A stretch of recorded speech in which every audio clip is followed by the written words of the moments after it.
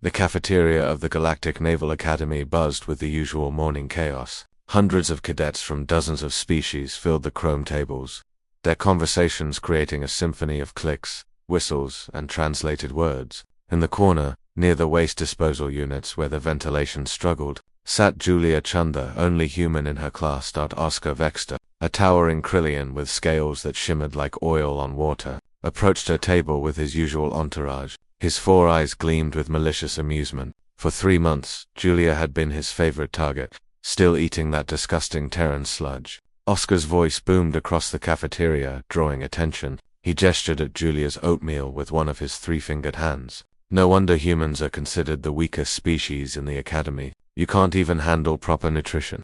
Julia didn't look up. She continued eating, her spoon moving methodically from bowl to mouth. This routine had become familiar. Oscar's taunts, the laughter of his friends, the pitying glances from other cadets who were too afraid to intervene. Krillians were warrior-born, bred for combat on a high-gravity world. Humans were newcomers to the galactic community, and their home world of Earth was dismissed as a backwater planet with nothing remarkable to offer. I heard humans can't even survive a basic training simulation without their environmental suits. One of Oscar's friends chimed in, a reptilian screeth named Zar. Maybe the academy made a mistake letting primitives enroll. Julia's jaw tightened, but she remained silent. She had learned that responding only escalated things. Besides, she had her own reasons for enduring the harassment. Graduation was only 6 months away. She could survive 6 more months. What's wrong, human? Cat got your tongue? Oscar leaned down, his breath hot against her face. Oh wait, I forgot humans are too weak to even defend themselves verbally. Leave her alone. Oscar. The voice came from behind him. Commander Vexel, a decorated officer with silver badges indicating multiple combat tours, stood at the cafeteria entrance. Her crystalline features showed clear disapproval. Oscar straightened immediately, respect evident in his posture. Commander, we were just— I know exactly what you were doing, Cadet Vexter. Commander Vexter walked forward, her boots clicking against the polished floor. Tell me, have you bothered to review your classmates' files? Or do you simply assume that physical stature equals capability? Oscar's scales rippled a Krillian expression of confusion. Commander, I don't understand. Of course you don't. The commander pulled out a datapad from her uniform. Computer displayed the military record of Cadet Julia Chen, service number 7734 HTF 2401. On the main screen, the massive holographic display at the cafeteria center flickered to life. Every cadet turned to watch. Julia's hands stopped moving, her spoon frozen halfway to her mouth. Her heart hammered in her chest. The screen showed a younger Julia, barely 17, wearing the tattered uniform of the Earth Defense Force. But this wasn't academy footage. This was combat footage. Cadet Chen, Commander Vexel's voice carried across the now silent cafeteria. Enlisted in the Earth Defense Force at age 16 during the Xerillian incursion of 2487, human year. Course, the footage played. Julia stood among ruins, a plasma rifle in hand, directing a squad of soldiers twice her age. Explosions bloomed in the background. The date stamp showed it was the siege of New Shanghai, a battle that had lasted 47 days. Oscar's scales shifted to a pale Gratha Krillian expression of shock.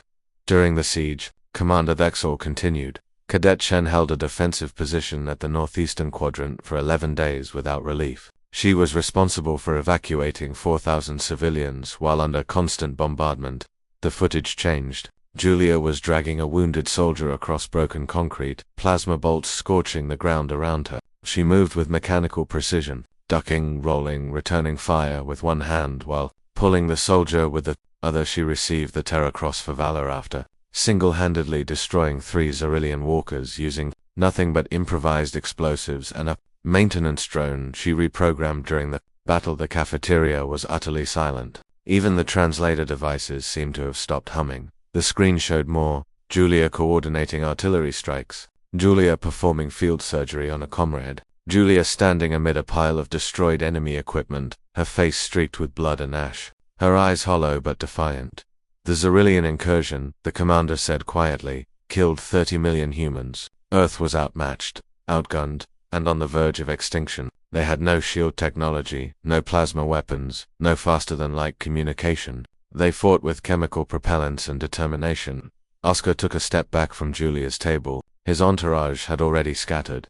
Cadet Chen spent 3 years in active combat before the Galactic Council intervened. She was 19 when the war ended. She's 22 now. Commander Vexor looked directly at Oscar. Tell me, Cadet Vexter, how many combat tours have you completed? None, Commander, Oscar whispered. And yet you presume to judge a decorated war veteran based on her species and dietary preferences. The commander's voice could have cut through hull plating. Cadet Chen chose to attend this academy not because humans are weak, but because she wants to ensure that no other species suffers what Earth suffered. She's here to learn, to improve, to protect. The commander turned to address the entire cafeteria. Let this be a lesson to all of you. Never assume you know someone's story. Never presume that quiet means weak or different means inferior. The galaxy is vast, and every species brings something valuable to our collective defense. She looked back at Julia, who sat frozen, her breakfast forgotten. Cadet Chen, I apologize that this was necessary. I had hoped your classmates would have the wisdom to treat you with the respect you deserve.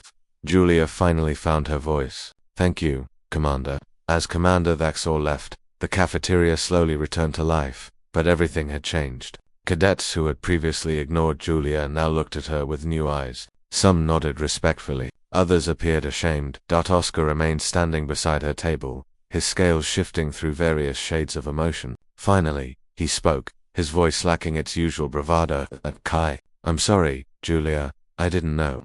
Julia looked up at him, her expression unreadable. You shouldn't need to know someone's war record to treat them with basic decency. Oscar, he flinched as if struck, nodded once, and walked away. Julia returned to her oatmeal. It had gone cold, but she ate it anyway. She had survived worse than cold oatmeal. She had survived war, and now, perhaps, she could finally focus on what she came here to do, learn, grow, and make sure that the next time someone needed help, she would be ready. The cafeteria buzzed with conversation once more, but this time, the voices near Julia's corner carried tones of respect, curiosity, and perhaps the beginning of friendship. She finished her breakfast in peace,